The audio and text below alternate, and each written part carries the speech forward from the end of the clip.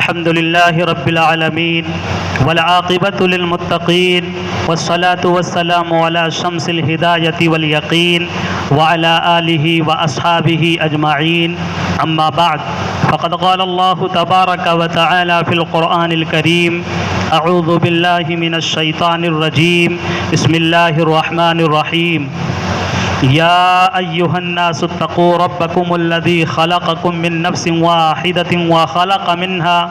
وخلق منها زوجها وبث منهما رجالا كثيرا ونساء واتقوا الله الذي تساءلون به والأرحام إن الله كان عليكم رقيبا. صدق الله العظيم. اللهم صل على سيدنا محمد وعلى آل سيدنا محمد وبارك وسلم. اللهم صل على سيدنا محمد وعلى آل سيدنا محمد وبارك وسلم. اللهم صل على سيدنا محمد وعلى آل سيدنا محمد وبارك وسلم. محترم بزرگوں اور بھائیوں، جس آیت کریمہ کی تلاوت کی گئی ہے، اس آیت میں اللہ تبارک و تعالی نے فرمایا ہے: یا ایھا الناس اتقوا ربکم الذی خلقکم، اے لوگو اس رب سے ڈرو جس رب نے تمہیں پیدا کیا، من نفس واحدہ، ایک جان سے پیدا کیا، وخلق منہا زوجہا، اور پھر اس ایک جان سے تمہاری زوجہ کو، بیوی کو پیدا کیا، وبث منہما رجالا کثیرا، پھر میاں بیوی سے بہت سے اولادوں کو اللہ تبارک و تعالی نے پیدا کیا. اولاد اللہ کی نعمت ہے، اسی طرح اولاد در اولاد در اولاد، یعنی میاں بیوی سے جو اللہ تبارک و تعالی اضافہ در اضافہ فرماتے رہتے ہیں، اور پھر آگے چل کر کے جو شکل رشتہ داروں کی بن جاتی ہے، اقربا کی بن جاتی ہے، یعنی جو کبھی بیٹا ہوتا ہے وہ کبھی باپ بھی بنتا ہے، پھر کبھی دادا بھی بنتا ہے، کبھی ماما بھی بنتا ہے، کبھی نانا بھی بنتا ہے. اسی طرح یہ رشتہ داریاں ایسے ہی دھیرے دھیرے بڑھتی جاتی ہیں. بعد لوگوں کی رشتہ داریاں بہت دور تک ہوتی ہیں اور بہت بڑی ہوتی ہیں. یہ اللہ کی نعمت ہیں. اس نعمت کا احساس اس وقت ہوتا ہے جب یہ رشتہ داریاں بالکل ہی ختم ہوں، کسی کی کوئی رشتہ داری ہی نہ ہو، تنے تنہا زندگی جنگل بیابان میں، کٹیا میں، کوئی کسی طرح کے ایک کھوہ میں، غار میں تنے تنہا رہ رہا ہو، اس کے آگے پیچھے کوئی نہ ہو، نہ بھائی ہو، نہ بہن ہو، نہ بیٹا ہو، نہ باپ ہو، نہ نانا ہو، نہ ماما ہو، نہ کھالا پھوپھا، کوئی نہ ہو، بالکل الگ تھلگ، سب سے کٹا ہوا، ہٹا ہوا. ایسی زندگی گزارنے والے کو احساس ہوتا ہے یہ اللہ کی نعمت ہیں.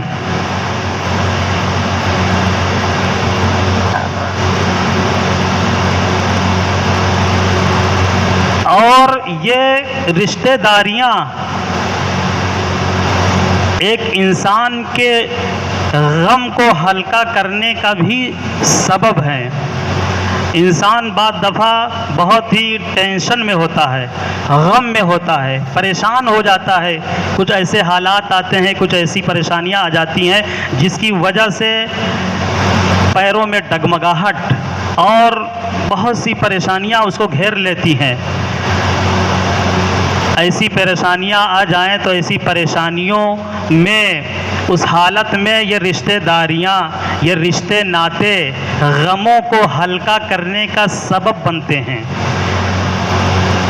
باہر پریشان رہتا ہے، گھر میں آتا ہے، اس کی بیوی اس کو خوش کر دیتی ہے، اس کے اپنے بچوں میں آ کر کے اپنے بچوں سے خوش ہو جاتا ہے، ماں باپ اس کے سہارا بن جاتے ہیں، بھائی اس کا سہارا بن جاتا ہے، بہنیں اس کا سہارا بن جاتی ہیں، اسی طرح ماما نانا پھوپھا خالو خالہ، یہ تمام جو رشتہ داریاں ہیں، کبھی ایسا ہوتا ہے کہ انسان مصائب کا شکار ہو جاتا ہے تو وہ رشتہ داریاں سہارا بن کر کے کھڑی ہو جاتی ہیں اور غموں کو ہلکا کر دیتی ہیں۔ اسی کو ایک دوسری آیت میں اللہ تبارک و تعالیٰ نے فرمایا، اپنی نشانیوں کا تذکرہ کرتے ہوئے فرمایا، وَمِنْ آيَاتِهِ أَنْ خَلَقَ لَكُم مِّنْ أَنفُسِكُمْ أَزْوَاجًا لِتَسْكُنُوا إِلَيْهَا وَجَعَلَ بَيْنَكُم مَّوَدَّةً وَرَحْمَةً۔ کہ اللہ کی قدرت دیکھو، اللہ فرما رہے ہیں کہ میری قدرت اور میری نشانیوں میں سے ایک نشانی یہ ہے کہ تمہاری ہی ذات سے تمہاری بیوی کو میں نے پیدا کیا۔ ان خلق لکم من انفسکم ازواجا لتسکنوا الیہا، اور پھر اس بیوی کے ذریعے سے تمہیں سکون ملتا ہے، لتسکنوا الیہا وجعل بینکم مودۃ ورحمہ۔ پھر اللہ فرما رہے ہیں کہ مزید میرا احسان، مزید میرا کرم یہ ہوا کہ ہم میاں بیوی کے درمیان محبت کو اور شفقت کو پیدا کر دیا۔ یہ سب من جانب اللہ ہے، یہ قرآن کی آیتیں بتا رہی ہیں۔ قرآن کہہ رہا ہے کہ جو میاں بیوی میں محبت ہوتی ہے، جو میاں بیوی میں آپس میں ایک دوسرے کا لحاظ اور خیال ہوتا ہے، شفقت جس کو کہا جائے، یہ من جانب اللہ ہے، یہ اللہ کی طرف سے ہے۔ اللہ فرما رہے ہیں کہ میں نے تمہارے زوجہ کو، تمہارے جوڑے کو، تمہاری بیوی کو جو میں نے تمہارے لیے بنایا ہے، اس کے ذریعے سے تمہیں سکون ملتا ہے۔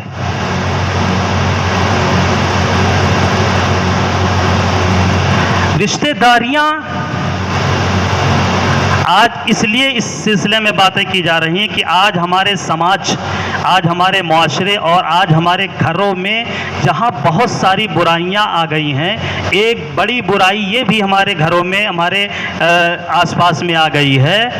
کہ رشتہ داری کی اہمیت نہیں سمجھا جاتا ہے، صلہ رحمی کو نہیں سمجھا جاتا ہے،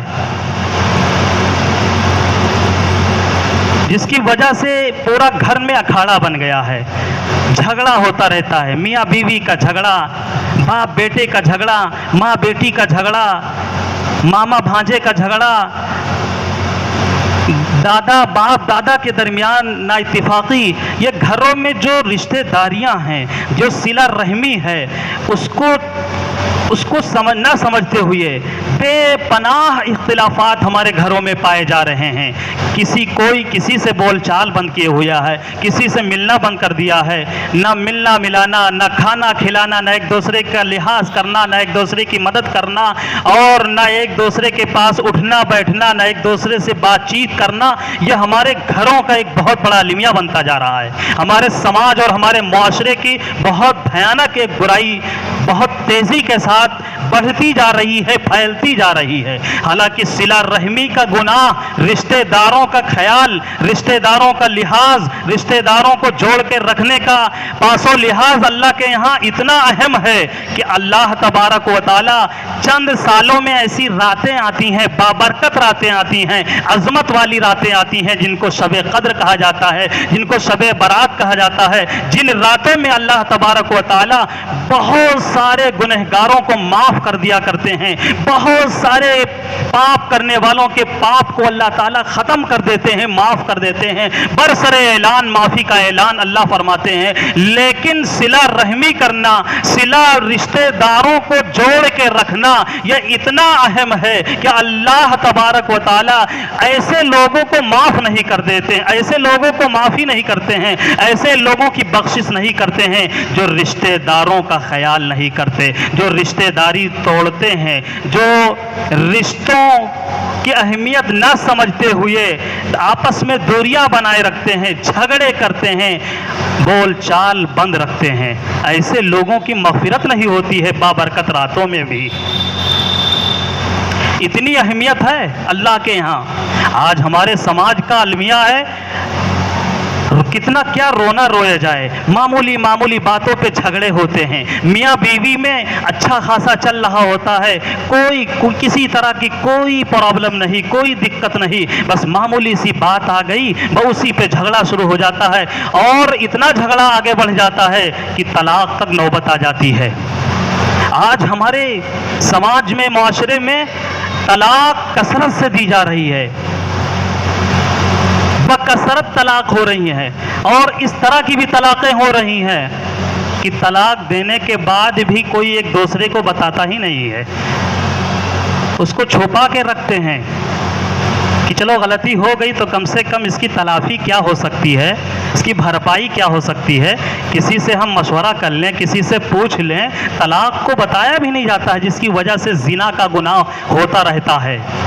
طلاق دینے کے بعد میاں بیوی آپس میں اجنبی ہو جاتے ہیں، اس کے بعد اگر وہ زندگی آپس میں پھر سے گزار رہے ہیں، میاں بیوی ہی کی طرح رہ رہے ہیں، طلاق دینے کے بعد بھی کتنا سنگین گناہ ہے، کتنا خطرناک گناہ ایسے لوگوں کو ملتا ہے۔ کچھ تو ایسے الفاظ منہ سے نکل جاتے ہیں یا نکالتے ہیں جس کی وجہ سے ایمان ٹوٹ جاتا ہے، ایمان کے دائرے سے ایک مسلمان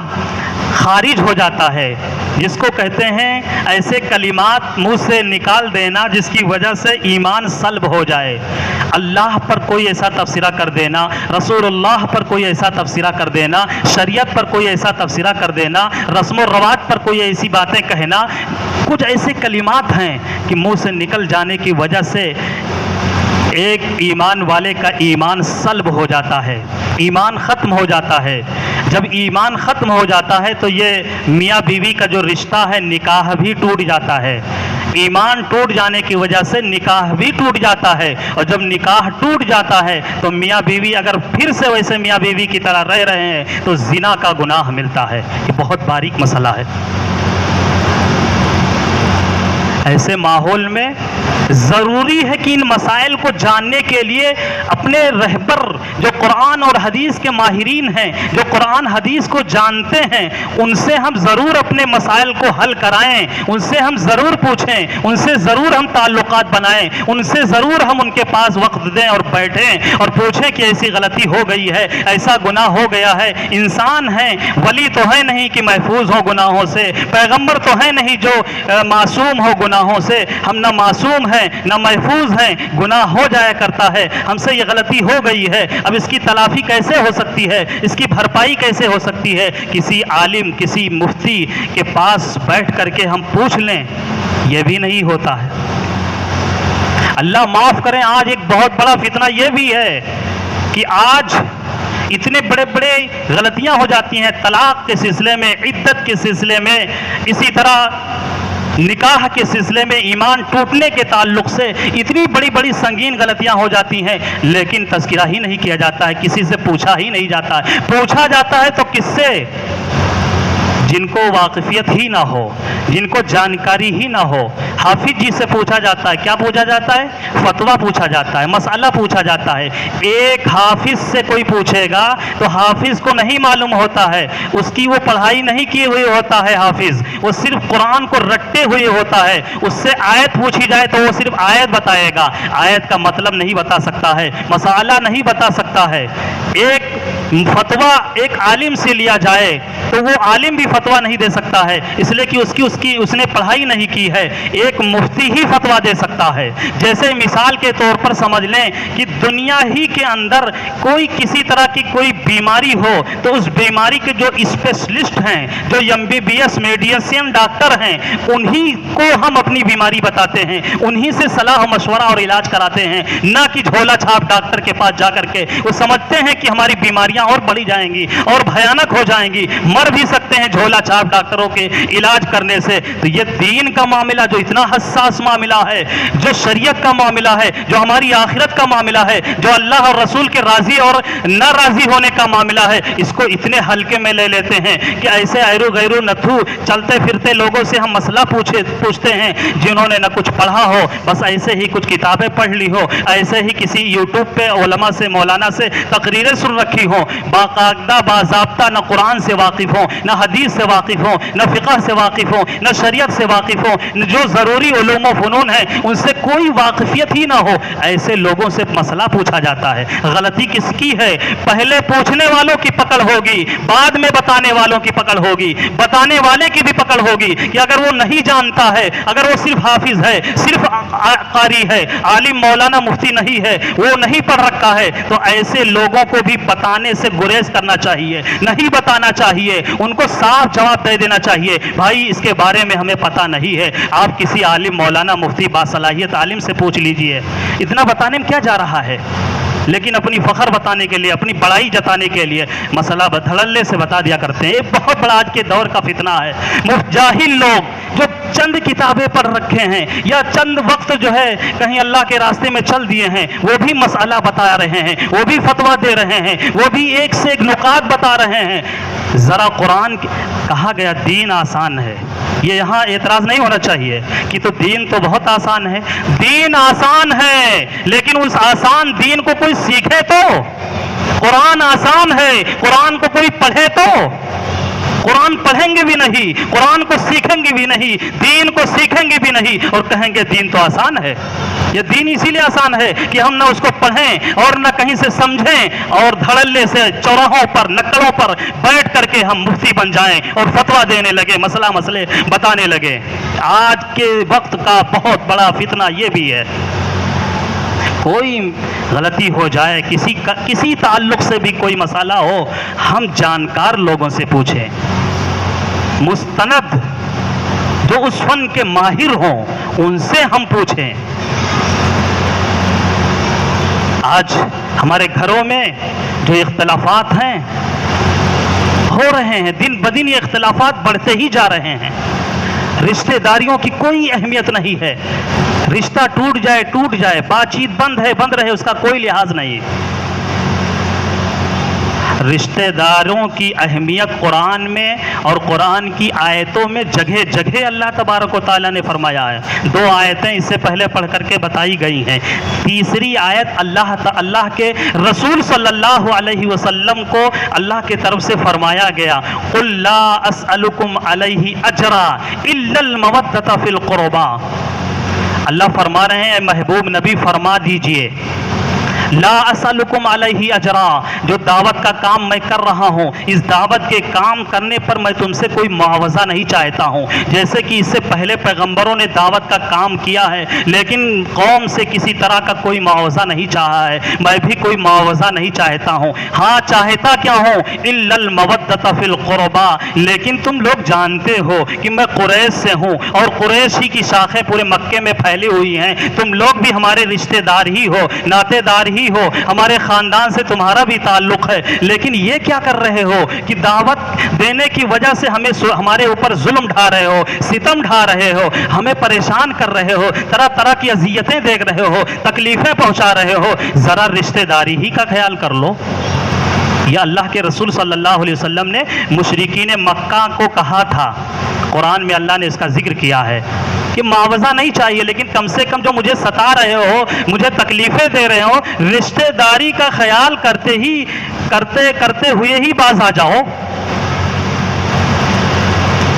رشتہ داری کا ایک اور آیت میں اللہ تبارک و تعالیٰ نے تذکرہ کیا ہے، فرمایا قال یا ابن ام لا تأخذ بلحیتی برأسی۔ یہ اس وقت کا واقعہ ہے کہ جب حضرت موسیٰ علیہ السلام طور پہاڑ پہ گئے تھے اللہ سے ہم کلام ہونے، اور قوم کے بیچ اپنے بھائی حضرت ہارون علیہ السلام کو چھوڑ دیا تھا کہ قوم کو دیکھتے رہنا۔ واپس جب آتے ہیں 40 دن کے بعد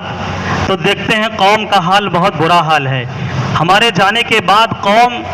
اللہ کو چھوڑ کر کے غیروں کی پرستش کرنے لگی، غیروں کی پوجا کرنے لگی۔ تو حضرت موسیٰ علیہ السلام ایسے پیغمبر ہیں جو بہت جلالی ہیں، بہت غصے ور پیغمبر گزرے ہیں۔ وہ بہت بچپن ہی میں کے واقعہ پیش آیا تھا کہ ایک مسلمان سے لڑائی ہو رہی تھی، غصے میں آ کر کے ایک ایک گھونسا مار دیا تھا جو مسلمان سے لڑ رہا تھا، ایک فیٹ مار دینے سے موسیٰ علیہ السلام کے وہ اس کا کام تمام ہو گیا تھا، وہ مر گیا تھا۔ اتنے غصہ ور پیغمبر تھے حضرت موسیٰ علیہ السلام۔ حضرت موسیٰ کو کہاں برداشت کہ ہمارے جانے کے بعد قوم کا یہ حال ہو گیا۔ فوراً حضرت ہارون کو، اپنے بھائی کو بلاتے ہیں۔ حضرت ہارون آتے ہیں، کہتے ہیں یہ کیا ہو گیا، ہمارے جانے کے بعد قوم کس راستے پر چلنے لگی؟ اور غصے میں لکھا ہے لا تأخذ بلحیتی، لحیہ کے معنی داڑھی۔ اس سے پتہ چلتا ہے کہ داڑھی پہلے زمانے سے لوگ رکھتے آ رہے ہیں۔ حضرت موسیٰ علیہ السلام کے بھائی حضرت ہارون ان کی داڑھی کو پکڑ کر کے حضرت موسیٰ علیہ السلام نے جھنجھوڑا اور کہا کہ تم نے یہ کیا کیا؟ تم دیکھ نہیں رہے تھے کہ قوم کس راستے پر جا رہی ہے؟ پکڑنے کا اور جھنجھوڑنے کا واقعہ قرآن میں اللہ تبارک و تعالیٰ نے ذکر کیا تو فرمایا حضرت ہارون نے قال یا ابن ام لا تأخذ بلحیتی، کہ اے موسیٰ لا تأخذ، کہ اے میری ماں کے بیٹے۔ یہاں رشتہ داری کا تذکرہ چل رہا ہے۔ انہوں نے اس لیے کہا کہ اگر رشتے کا نام لیں گے، ماں کا نام لیں گے تو اس کی وجہ سے ان کا غصہ ٹھنڈا ہو جائے گا۔ تو انہوں نے کہا کہ اے میری ماں کے بیٹے، یعنی میرے بھائی تم ہو، تو میری جس ماں کے تم بیٹے ہو اسی ماں کا میں بھی بیٹا ہوں۔ کتنا ہم دونوں آپس میں ہمارا گہرا تعلق اور رشتہ ہے، اور اس طرح سے میرے ساتھ غصہ دکھا رہے ہو کہ غصہ کسی طرح سے ٹھنڈا ہو جائے۔ رشتے کا تذکرہ کیا حضرت ہارون نے کہ میری داڑھی کو نہ پکڑیے، ولا برأسی۔ یہ رشتہ داری کی اہمیت کو جگہ جگہ اللہ تبارک و تعالیٰ نے قرآن عظیم الشان میں بیان فرمایا ہے کہ ان رشتہ داری اور ان رشتوں کا لحاظ اور خیال کرو۔ ایک روایت میں ہے کہ اللہ کے رسول صلی اللہ علیہ وسلم نے فرمایا کیا میں ایسا عمل نہ بتاؤں جو نماز پڑھنے سے بھی بہتر ہے، روزہ رکھنے سے بھی بہتر ہے، صدقہ کرنے سے بھی بہتر ہے؟ صحابہ نے فوراً چاہا اے اللہ کے رسول صلی اللہ علیہ وسلم ہمیں ضرور بتائیں۔ صحابہ ویسے ہی خیر کے لالچی تھے، اچھے کام کرنے کے حریص تھے، فوراً عرض کیا یا اے اللہ کے رسول ہمیں ضرور وہ عمل بتا دیجئے۔ اللہ کے رسول صلی اللہ علیہ وسلم نے فرمایا کہ وہ عمل جو نماز پڑھنے سے بھی افضل ہے، روزہ رکھنے سے بھی افضل ہے، صدقہ کرنے سے بھی بہتر ہے، وہ عمل یہ ہے کہ رشتہ داروں کو درست رکھنا اور رشتہ داری کو توڑنے سے بچنا۔ یہ اتنا عظیم الشان عمل ہے۔ ایک روایت میں ہے اللہ کے رسول صلی اللہ علیہ وسلم نے فرمایا کہ جو شخص حق پر رہتے ہوئے جھگڑے کو چھوڑ دے، حق پر رہتے ہوئے جھگڑے کو چھوڑ دے، اللہ کے نبی صلی اللہ علیہ وسلم فرما رہے ہیں کہ میں ایسے شخص کے لیے جنت کے بیچوں بیچ میں محل کی ضمانت لیتا ہوں۔ ایک تو جنت ہی بہت بڑی چیز ہے، جنت کے بیچوں بیچ کا لفظ ہے۔ گونڈا شہر یا اسی طرح بڑا کوئی بمبئی شہر ہو، اس کا کنارہ بھی شہر ہی مانا جاتا ہے، لیکن مین شہر مانا جاتا ہے جو بیچوں بیچ ہو، جو مین چوک ہو، جہاں بالکل مین شہر ہو، بیچوں بیچ میں اگر وہاں کوئی کہہ دے کہ تمہارا گھر میں بنوانے کی ضمانت لیتا ہوں، گارنٹی لیتا ہوں، میں وہ جگہ یا گھر دے رہا ہوں جو بیچوں بیچ میں ہے، کتنی خوشی ہوگی انسانوں کو۔ اسی خوشی کو سمجھانے کے لیے اللہ کے رسول صلی اللہ علیہ وسلم فرما رہے ہیں کہ جنت کے بیچوں بیچ میں اس کے گھر بنانے کی، اس کو گھر دینے کی ضمانت لیتا ہوں جو حق پر رہتے ہوئے جھگڑا چھوڑ دے۔ کہ جھگڑا کرنا، یہ بات چیت بند کر دینا، یا ملاقاتیں بند کر دینا، یا کسی کے پاس اٹھنا نہ بیٹھنا، دوریاں بنانے لینا، اختلافات کرنا اور لڑائی جھگڑے گالی گلوچ، یہ اللہ کے نبی اور اللہ کو اتنا ناپسند ہے۔ ایک روایت میں ہے کہ شیطان کو سب سے زیادہ خوشی ہوتی ہے اس وقت جب اس کے کارندے بتاتے ہیں کہ کہ ہم نے میاں بیوی کے درمیان اختلافات پیدا کر دیا. اس سے پہلے وہ شیطان بتاتے اور شیطان اپنی کارگزاری سناتے بتاتے ہیں کہ فلاں کو ہم نے نماز سے روک دیا, فلاں کو ہم نے زکوٰۃ سے روک دیا, فلاں کو ہم نے حج سے روک دیا, فلاں کو ہم نے پڑھائی سے روک دیا, فلاں کو ہم نے فلاں کام اچھے کام سے روک دیا, صدقہ کرنے سے روک دیا, نیک کام کرنے سے روک دیا. سب کو شاباشی دیتا رہتا ہے ابلیس جو شیطانوں کا سردار. لیکن جب کوئی کارندہ کام کرنے والا شیطان جب وہ یہ بتاتا ہے کہ فلاں میاں بیوی آپس میں اچھے سے رہ رہے تھے, خوشگوار زندگی گزار رہے تھے, ہم نے ان کے درمیان نا اتفاقی پیدا کر دی, ہم نے ان کے درمیان جھگڑا پیدا کر دیا, بات طلاق تک پہنچا دی, تو ابلیس شیطان کے سردار کو اتنی خوشی ہوتی ہے کہ اچھلنے لگتا ہے, گلے لگا دیتا ہے کہ واہ تم نے اچھا کام کیا ہے, تم نے بڑا کام کیا ہے. اس کو اتنی خوشی ہوتی ہے. یہ رشتہ داریاں اور رشتہ داروں کو توڑ دینا, ان سے دور ہو جانا, یہ گویا کی خاندانوں کا اختلاف ہو جاتا ہے اور بہت دور تک اس اختلافات کے اثرات جاتے ہیں, بہت سی برائیاں جنم لیتی ہیں. اس وجہ سے قرآن میں اس کی سنگینی کو بیان کیا ہے. اللہ کے رسول صلی اللہ علیہ وسلم نے حدیثوں میں اس کی سنگینی کو بیان کیا ہے. اللہ تبارک و تعالی ہم سب کو کہنے سننے سے کہیں زیادہ عمل کی توفیق نصیب فرمائے. آمین. واخر دعوانا